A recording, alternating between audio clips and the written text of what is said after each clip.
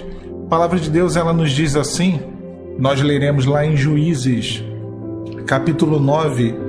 Na verdade, eu não vou nem fazer a leitura, porque o texto é bem longo, são bastante versículos, mas eu vou explicar o que acontece aqui.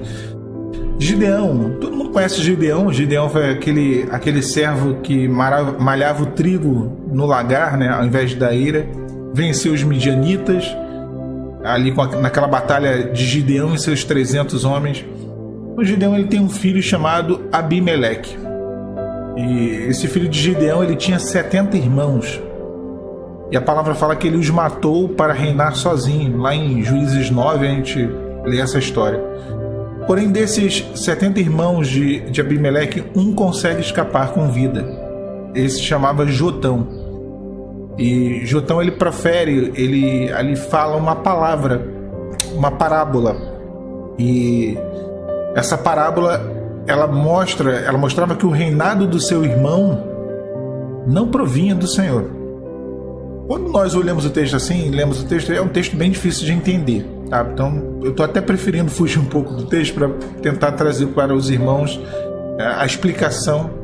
Eu acho que a gente vai poupar bastante tempo. Então, assim, o povo de Siquém, ele se volta contra Abimeleque, né? Inicia ali uma guerra.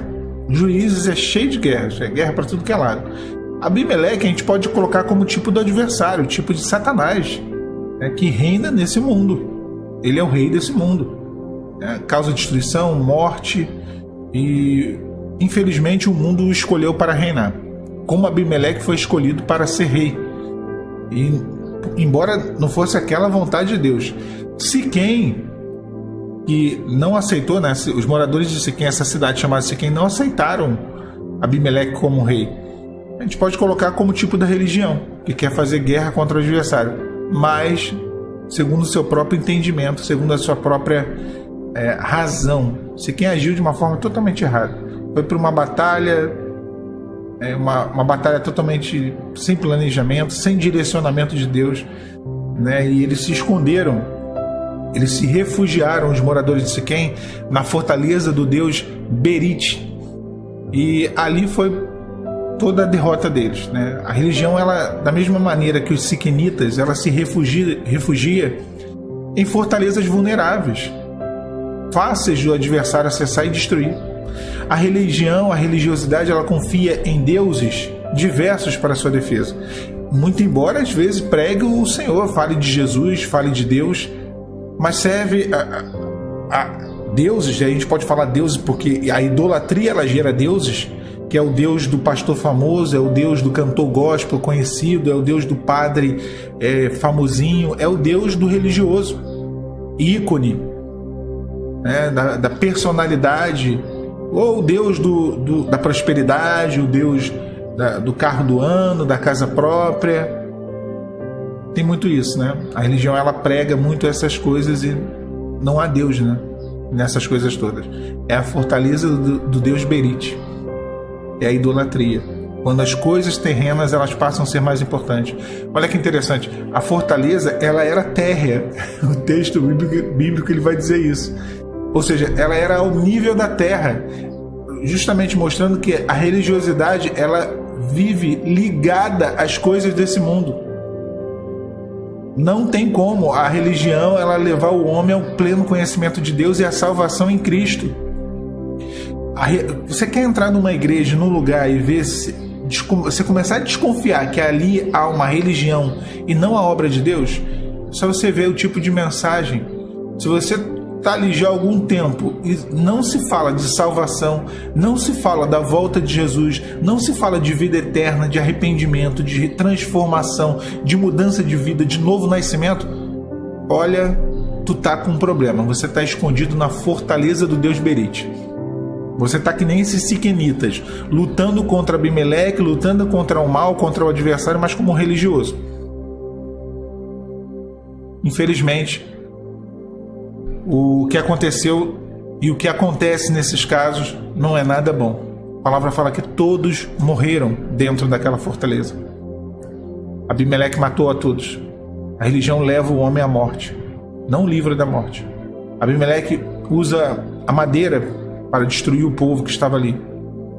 assim como na religião, onde o homem é responsável pela morte espiritual das pessoas que o seguem. A madeira tipificando o homem. Abimeleque, o adversário, ele usa a própria razão humana, a própria carnalidade, o pecado, o mau testemunho, as palavras duras, isso tudo. Já é diferente quando a gente compara a religiosidade com aquilo que é a obra que Deus faz através da vida do homem, a obra que o Espírito Santo faz. Quando Abimeleque se levanta como rei, os siquemitas se levantam contra ele, se refugiam na fortaleza do deus Berite. Mas os demais que também se levantaram contra aquele reinado que não provinha de Deus, teve um grupo que não se refugiou na fortaleza do deus Berite, mas se refugiou em Tabes.